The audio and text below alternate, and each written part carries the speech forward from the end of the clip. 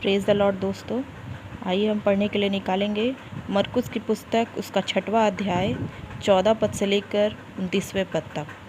हेरोदेस राजा ने भी उसकी चर्चा सुनी क्योंकि उसका नाम फैल गया था और उसने कहा, यूहन्ना बपतिस्मा देने वाला मरे हुए में से जी उठा है, इसीलिए उसने ये सामर्थ के काम प्रकट होते हैं। अन्य लोगों ने कहा, ये एलिया है, परंतु कुछ अन्य ने कहा, भविष्यवक्ताओं में से किसी एक के समान है। हेरोदेस ने यह सुनकर कहा, जिस यूहन्ना का सिर मैंने कटवा दिया था वह वही जी उठा है।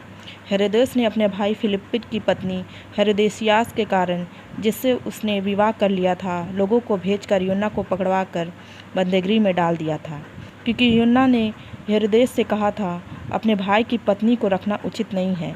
इसलिए हेरोदेसियास ने उससे बैर रखती थी और वह चाहती थी कि उसे मरवा डाले, परंतु ऐसा न हो सका, क्योंकि हेरोदेस यूहन्ना को धर्मी और पवित्र पुरुष जानकर उसे डरता था, उसे बचाए रखता था और उसकी बातें सुनकर बहुत घबराता था, पर आनंद से सुनता था।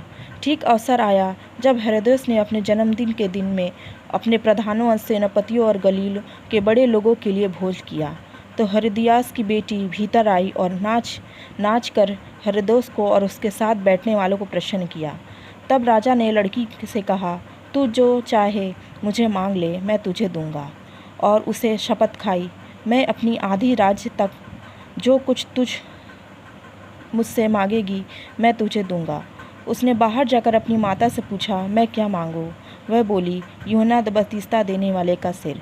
वह तुरंत राजा के पास भीतर आई और उसने विनती की, मैं चाहती हूँ कि तू अपनी यूहन्ना बपतिस्मा देने वाले का सिर का एक थाल में मुझे मंगवा दे। तब राजा बहुत उदास हुआ, परंतु अपनी शपथ के कारण और साथ बैठने वालों के कारण उसे टालना ना चाहा। अतः राजा ने तुरंत एक सिपाही को आज्ञा दी भेजा कि उसका सिर काट लाए। उसने जेलखाने में जाकर उसका सिर काटा और एक थाल में रख कर लाया और लड़की को दिया। वह लड़की अपनी माँ को दी। ये सुनकर यूहन्ना के चेले आए और उसके शव को ले गए और कब्र में रखा।